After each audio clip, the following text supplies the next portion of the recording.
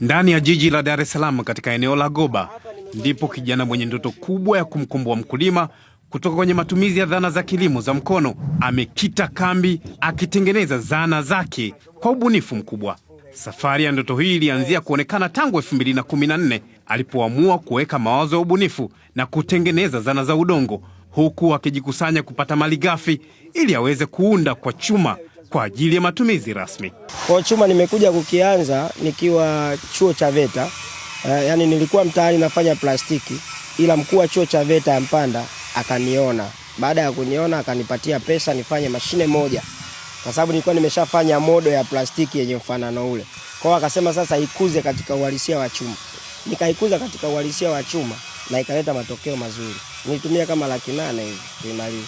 Baada hapo nilipenda, na kuna mtu mwingine alinishauri, bwana, ingia kwenye masuala ya kilimo na mashine za kilimo, utapata watu wengi ambao wanapatia changamoto na wanapatia matatizo kupitia kilimo chao wanachokifanya.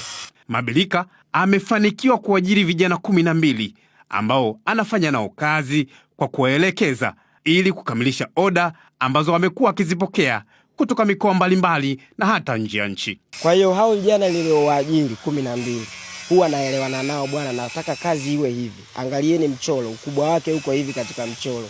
Basi fateni michoro, lakini mniambie kwamba mtadai shilingi ngapi. Kwa mfano labda amefanya mashine ya milioni 10. Wakisema niwalipe milioni 3 sio mbaya, kwa sababu pesa zingine zaenda kwenye material milioni labda zingine 3 na nyingine zitabaki kwenye kampuni kwa mfano. Kwa hiyo nafanya kama hivyo na nawalipa kila siku, kwa sababu najua hii kazi ni ngumu na ni nzito. Ama hakika ni ndoto za kila kijana kuona anatimiza malengo yake, ambapo kwa Mabilika anasema matarajio yake ni kuwa mzalishaji atakaowafikia wakulima wengi zaidi kwa zana zake. Nataka nimsaidie mkulima kulima naye kwa kumpa kifaa kizuri ambacho kitamsaidia katika kilimo chake. Lakini pia hapa nimepapata, kuna wadau baadhi ambao waliona kipaji kabla, wakaamua kujitoa na kunisaidia, kunisupport kabla ya serikali haijaona, na bado sijaonekana mbele ya macho ya serikali. Kwa hiyo natumia eneo la mtu, lakini pia nimetengeneza kampuni ambayo naamini mbeleni kama watanisikia wadau vizuri wakanipatia kazi, serikali kanisaidia ikanipatia kazi, hata kama isiponipatia pesa kwamba shika pesa fanya, ikanipatia tu kazi zile ambazo wangepewa watu wengine wa nje nikapewa mimi nifanye na vijana wenzangu niliowaajiri, natumaini nitafanya vizuri sana.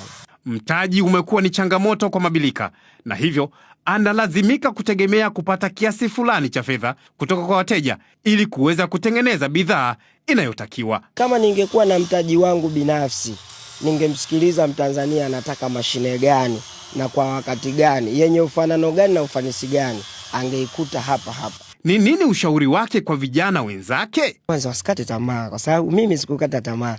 Kumbuka mimi nimekwambia nimeanza kubumba udongo, ila nikaona hichi ndo kipaji changu. Hata shule mimi nilifeli nilipata 4. Ila wale ambao nilisoma nao leo natamani kuwaajiri. Innocent bado anatumia zana duni kutengeneza vifaa hivyo, ingawa amefanikiwa kuonesha kipaji chake, ila alitamani kupata ufadhili kutoka serikalini ili aweze kuwa mzalishaji mkubwa wa zana hizo za kilimo na kuajiri vijana wenzake. Joseph Mpangala, Habari Weekend.